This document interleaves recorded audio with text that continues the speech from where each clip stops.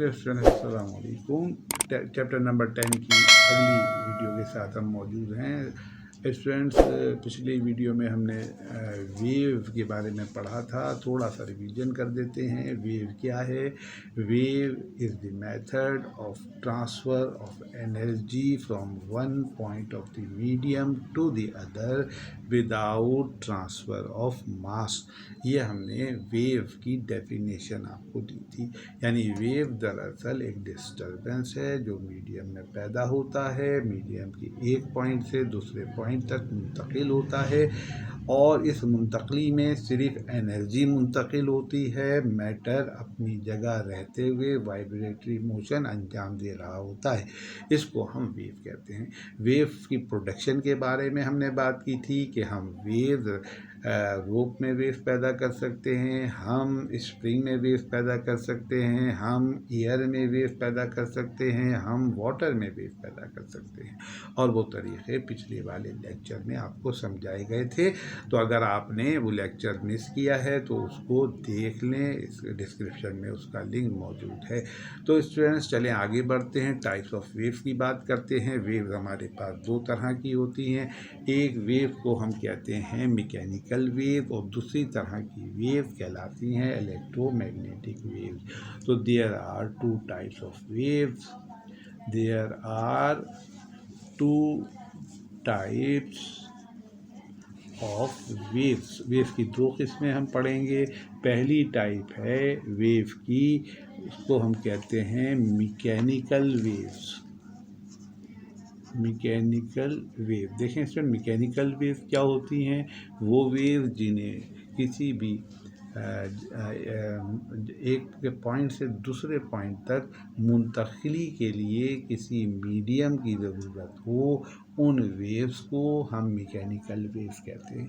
Waves which requires medium to travel from one point to another is are known as mechanical waves. Mechanical wave में आपके पास water wave mechanical wave हैं, spring में पैदा होने वाली वेव मैकेनिकल वेव हैं, हमारी साउंड वेव मैकेनिकल वेव हैं। तो ये मैकेनिकल वेव की कुछ एग्जाम्पल्स हैं। ये वेव मीडियम के बगैर ट्रेवल नहीं कर सकती, इसी वजह से हम इनको मैकेनिकल वेव्स कहते हैं। तो हम लिख देते हैं इसकी डेफिनेशन कि waves which require medium to travel from one point to another are known as mechanical waves।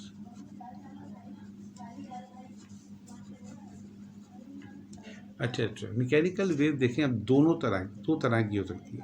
Mechanical wave longitudinal भी हो सकती हैं और मैकेनिकल वेव ट्रांसवर्स नेचर की भी हो सकती है। जैसे मिसाल के तौर पे हमारी साउंड वेव जो हैं वो मैकेनिकल तो हैं, लेकिन साथ साथ ये ट्रांसवर्स वेव भी है, ये लॉन्गिट्यूडनल वेव हैं। ठीक है। वाटर में पैदा होने वाली वेव जो हैं वो मैकेनिकल हैं, लेकिन ट्रांसवर्स वेव की फॉर्म में होती हैं। तो स्ट्रेंथ तो जो भी क्या आपके मैकेनिकल वेव्स हैं वो ट्रांसवर्स इन नेचर भी हो सकती हैं और लॉन्गिट्यूडनल इन नेचर भी हो सकती है। तो हम ये बात भी लिख देते हैं इसमें कि मैकेनिकल वेव्स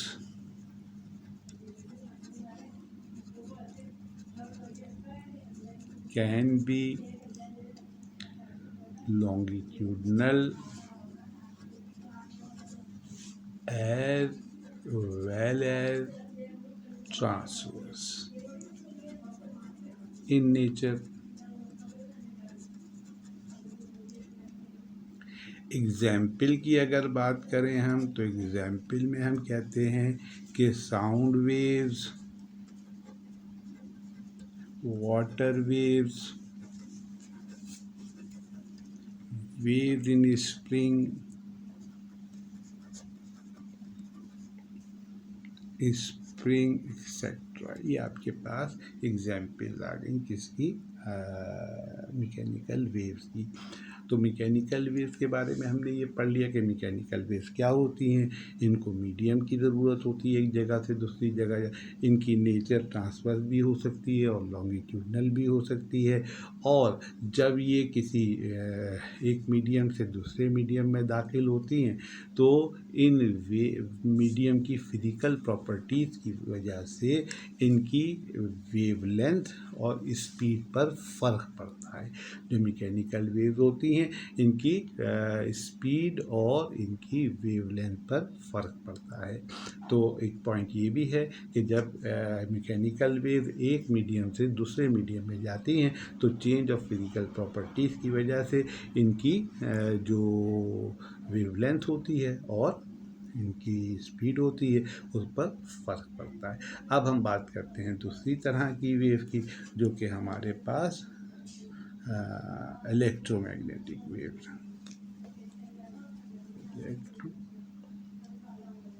इलेक्ट्रोमैग्नेटिक वेव्स जैसे दूसरी तरह की जो वेव्स की टाइप्स है वो इलेक्ट्रोमैग्नेटिक वेव है। ये वो वेव्स हैं जिन्हें एक जगह से दूसरी जगह ट्रैवल करने के लिए मीडियम की ज़रूरत नहीं होती। जिन्हें एक जगह से दूसरी जगह ट्रैवल करने के लिए मीडियम की ज़रूरत नहीं होती। ये वेव आपकी कहलाती हैं इलेक्ट्रोमैग्नेटिक वेव्स। स्टूडेंट्स, ये वैक्यूम में भी आसानी ट्रैवल कर जाती हैं। इनको वैक्यूम में क्योंकि मीडियम नहीं होता तो वैक्यूम से भी गुजर जाती हैं, जबकि हमारी साउंड वेव क्योंकि मैकेनिकल वेव हैं इस वजह से वो वैक्यूम से ट्रैवल नहीं कर सकती क्योंकि वहाँ मीडियम मौजूद नहीं होता।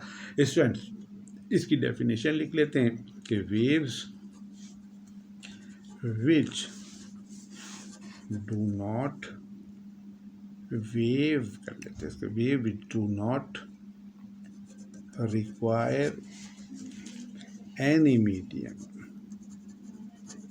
any medium to travel from one point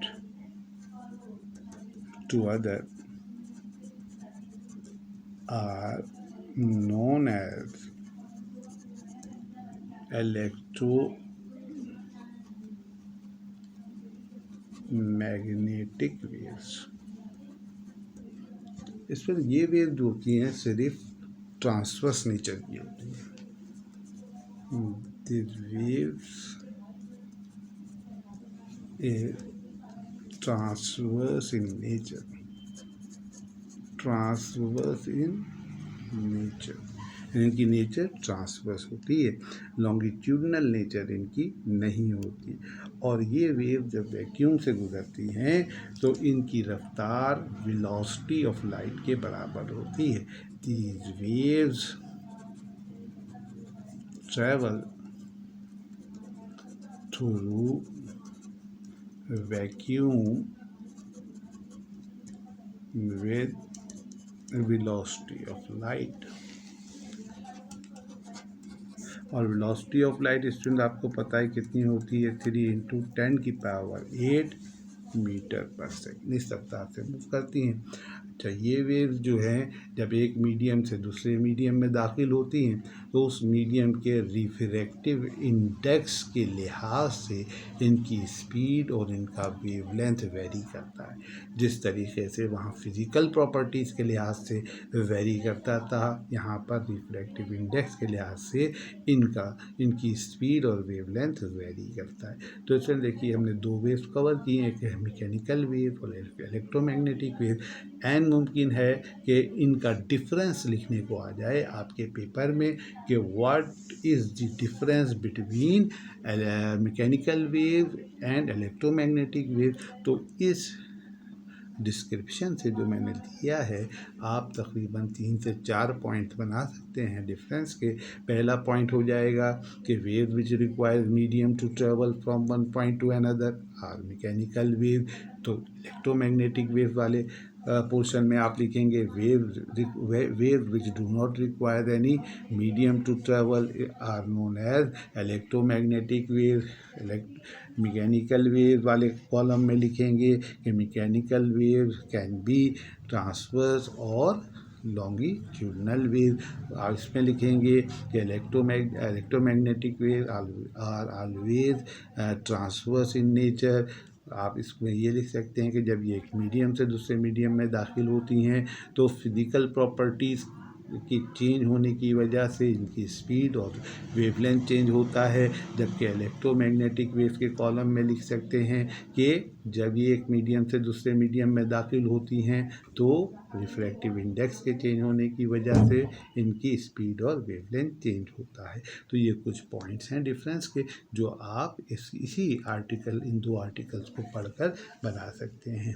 तो फ्रेंड ये हमारा लेक्चर था टाइप्स ऑफ वेव के मुताल्लिक़। अब हम इंशाअल्लाह ताला अपना नया टॉपिक सेलेक्ट करेंगे और नई वीडियो में आपके साथ जुड़े रहेंगे। आप लोग भी इसको तवज्जो से पढ़िए और चैनल को सब्सक्राइब करें, लाइक करें और शेयर करें। बहुत शुक्रिया। अल्लाह हाफ़िज़।